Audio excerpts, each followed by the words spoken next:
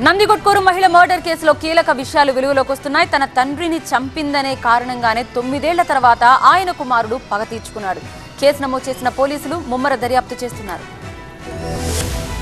కర్నూలు జిల్లా నందికొట్కూరులో మహిళ దారుణ హత్య కేసులో సంచలన విషయాలు వెలుగులోకి వచ్చాయి. నందికొట్కూరు పట్టణంలో మారుతినగర్లో నివాసం ఉంటున్న సాలుబి గురువారం అర్ధరాత్రి వారి ఇంట్లోనే దారుణ హత్యకు గురయ్యారు.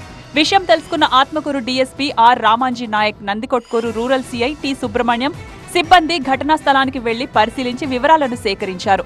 డాగ్ స్క్వాడ్ తో ఆ స్థలాన్ని పరిశీలించారు. మృతదేహాన్ని పోస్టుమార్టం నిమిత్తం కర్నూలు ప్రభుత్వాసుపత్రికి తరలించారు. ఈ ఘటనలో 8 మంది అనుమానిత యువకులను అదుపులోకి తీసుకుని వారిపై కేసు నమోదు చేసి పోలీసులు విచారణ ముమ్మరం చేశారు. సాలుబీని చందు అనే యువకుడు బీహార్కి చెందిన వ్యక్తులతో కలిసి దారుణంగా చంపేసినట్లు తెలుస్తోంది. ఈ కేసులో సంచలన విషయాలు బయటకొస్తున్నాయి.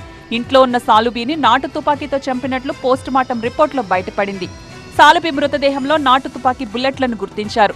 నిందితుల్లో బీహార్ యువకుడి గదిలో 2 నాటు తుపాకులు, 8 బుల్లెట్లను గుర్తించినట్లు సమాచారం. నిందితులను పోలీసులు అదుపులోకి తీసుకుని విచారిస్తున్నారు.